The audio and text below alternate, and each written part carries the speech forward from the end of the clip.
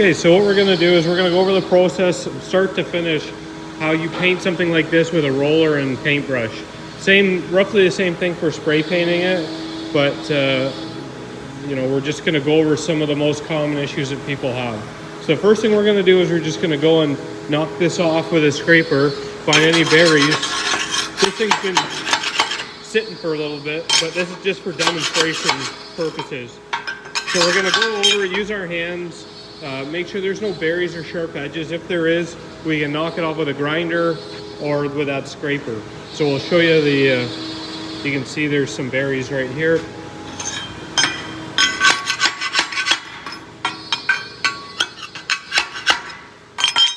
you go. Okay, so we're gonna go over that. We're gonna wipe this down with lacquer. And what we're gonna do is get it on a rag. You can wear neoprene gloves too, or like I said, this thing's been sitting for a little bit, so it's going to require a little bit more wiping down than, let's say, bare metal. While we're doing this, we're going to knock our berries off. Now, hopefully the welder should have been nice enough to have got the majority of it.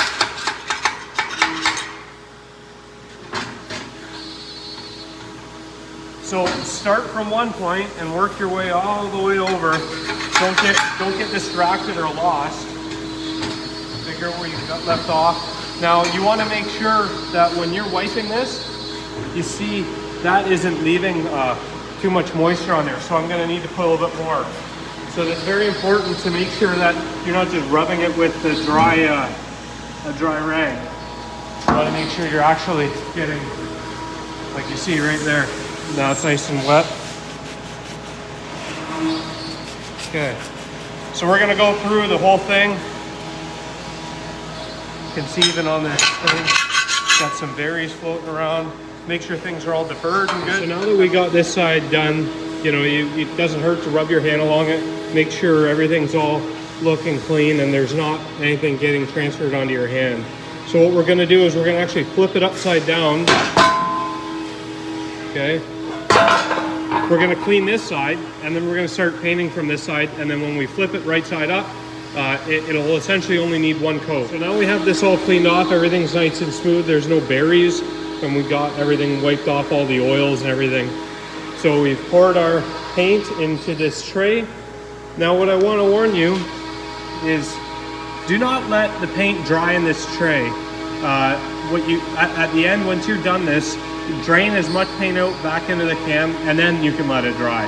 But if it's too thick, what it'll end up doing is it'll create a skim, and then someone tries to go and use that same tray, because we reuse these trays, and it'll mix with their paint and mess it all up. So try not to leave too much paint in the bottom of that tray, just enough, essentially like a coat of paint so it can dry.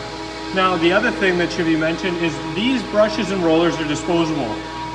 Do not try to clean them out. These are worth a couple bucks a piece, and no one's going to want to reuse this roller. And then someone right here has put lacquer thinner into a tray with old paint. So now what's happening is everything's bubbling off. So essentially this has just become an environmental disaster to save essentially $2 worth of paintbrushes, which no one would use anyways, and it's not an effective use of time. So that's why we get these cheaper brushes. We use them, we throw them out. Same thing with the rollers, we use them, we throw them out. Do not try to clean the brushes. Don't put any of the chemicals down the sink. You've been warned. We got our paint, our tray, everything set up nicely. If you want, you can put some cardboard down underneath it. What I'd like to do is I kind of come in and I scoop the paint off, and with the brush, and really quickly, I'm gonna put this paint on there. And this is kind of an awkward spot to get at, but this is gonna help me get in all these hard to reach spots.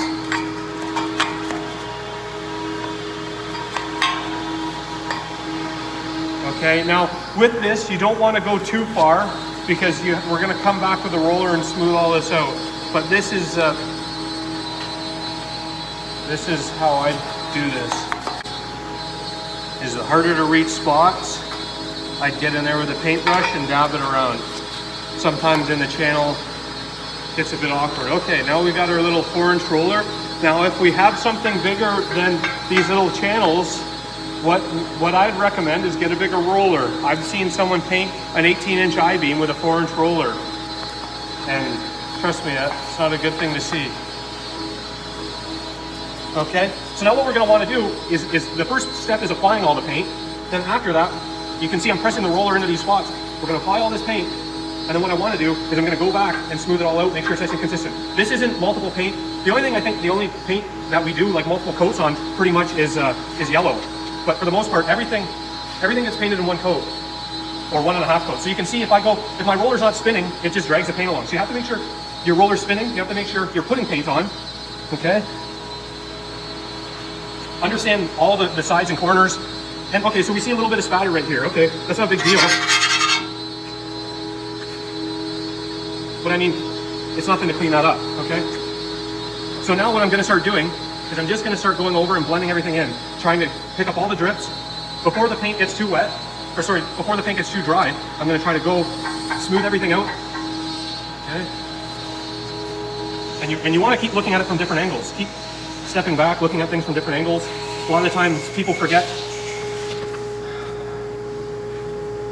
You want to also remember which side this is pointed up, okay?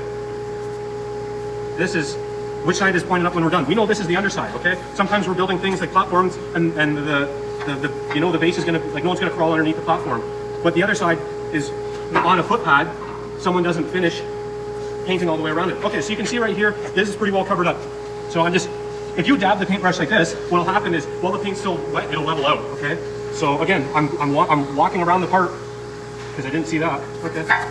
And right here, this isn't super fast drying paint, but you want to make sure you get a nice even texture on it, okay? And to see the texture, like you can see right here, there's a roll line, okay? To see the texture, you just have to keep looking at it from different angles, okay? So that's why I'm walking around it, okay?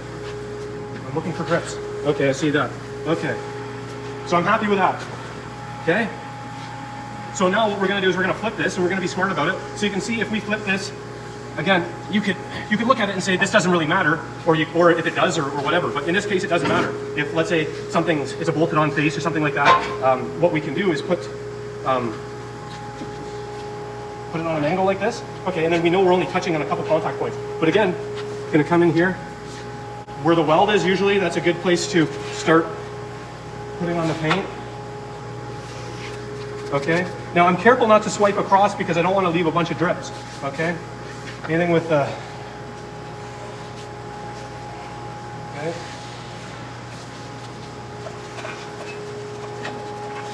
Okay. So you can actually see, I almost used pretty much my whole tray of paint here. Okay, so that I've rubbed that in, so now I can go and smooth everything out, make it look real nice. Now for what this is worth, that ball, I'm not too worried about the top, but if you wanted to, we can throw some tape around the edges and wrap some tape around it, should be good. Okay, we don't need to take the ball out. Okay, so again though, I'm looking at different angles and I'm dabbing my brush, making sure I'm getting in there. Okay. Like I said, this isn't a multiple coat paint job. What it is you put a coat on, and then like your rough coat, I call it, let's say, and while you're coming back, I'm gonna come back out and smooth it all out.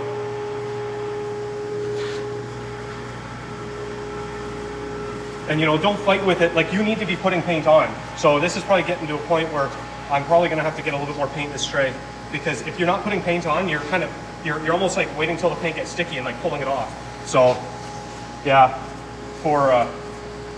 and it just takes too long. So for what it's worth, I'm probably gonna get some more paint in this tray and I'll show you that. Okay, so I'm just gonna put a little bit. Okay, so again though, with my paintbrush, because it's gonna be really hard to get in there with a roller, and I'm just gonna go like that. Make sure we're getting lots of paint on here. Make sure you're actually rolling paint on. Okay, and right now is, once the paint's all on, now I'm gonna come back and make sure it's got even coverage everywhere. And I'm still looking at it from different angles. You see right here, there's some drips. Gonna clean those drips up. That's again why you don't wanna go too far. You have to kind of pick it out in sections and make sure you're not gonna get too many drips. Okay. So we don't paint on with a paintbrush. The paintbrush helps us put the paint on, and then we're going to try to smooth all that out with the roller, make it look all consistent. And you can see right about here, it just, okay, I'm not putting paint on, right? So you have to be putting paint on. And I'm constantly like tilting my head to try to make sure that the texture is looking good. It's looking all consistent. And you can see this is why, let's say it's called a coat and hat. This is paint on it, but it's not totally covered. But if you make sure you put your paint on it, okay? And you can see actually right here, this is a good reference, this is where it's a little bit too wet, okay? You can see it almost looks like it's wood grainish. So just keep that in mind.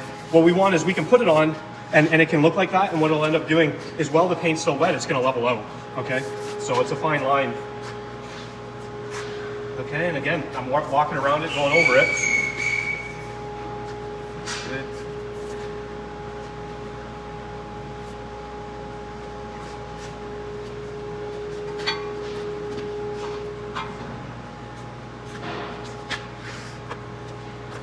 Okay. And we don't want it to stay on there too thick. So again, I'm not telling you to put it on super thick where the paintbrush just skims across it. You want the paint roller to roll. But if you put it on too thick, the paintbrush will just kind of skim, or the paint roller will just kind of skim across it right like that. Okay, so in real time,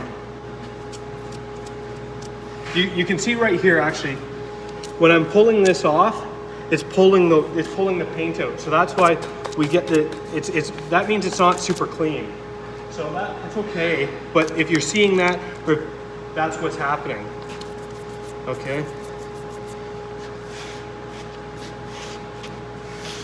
Okay, so in real time, that probably took from start to finish 20 minutes.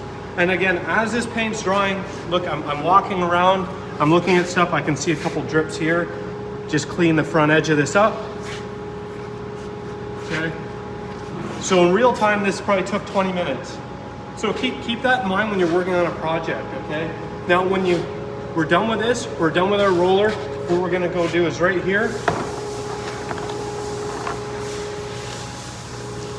with your paintbrush, you can push all the paint out, because like I said, we're gonna let all this paint dry in here, but we don't want it to be super thick, because like I said, it's gonna take a long time to dry.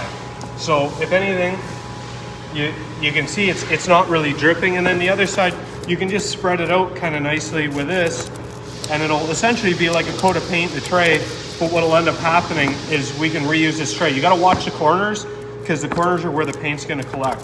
And like I said, if someone goes to use this in a day, let's say, and you leave this paint on too thick and they're trying to paint with a different color, it's gonna end up sticking in there.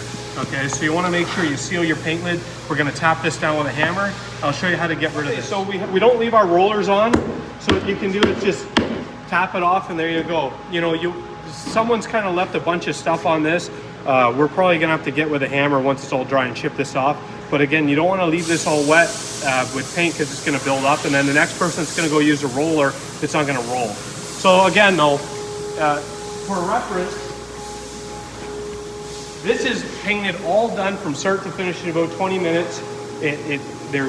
From deburring it, wiping it down, knocking the spatter off. So, and it's all done. I don't have to come back to it and retouch something up. The bottom's going to get worn off anyways. So this isn't the Barrett-Jackson paint job, but this is a paint job for, let's say, 80% of the time. If we're doing something real technical, we want it real nice, we can end up powder coating it. But 9 times out of 10, if we're painting it in the shop, this would probably be good enough. A favor also, do not leave the paintbrushes in the paint trays. Don't leave the rollers in the paint trays, because what will end up happening is they'll essentially glue themselves in there, and someone's going to be cursing your name after. Paint trays we reuse. Everything else, these are thrown out. Think about it as $1 a minute. So for $1, you're going to spend 2 minutes cleaning a brush and it's going to look like that. There's no sense doing it. But you can see that's our finished product there. And again, as I'm going through it, I can kind of look at it. A lot of the times what I see people do is they paint it right side up and then flip it upside down the day after, and then they realize that they mark the top side up and they have to flip it over again. So that's what I'm saying. If you clean it where it's sitting, clean it, flip it over, clean it, paint it, flip it, and then you're done. Okay, this is a one-stop paint job. No need for anything else.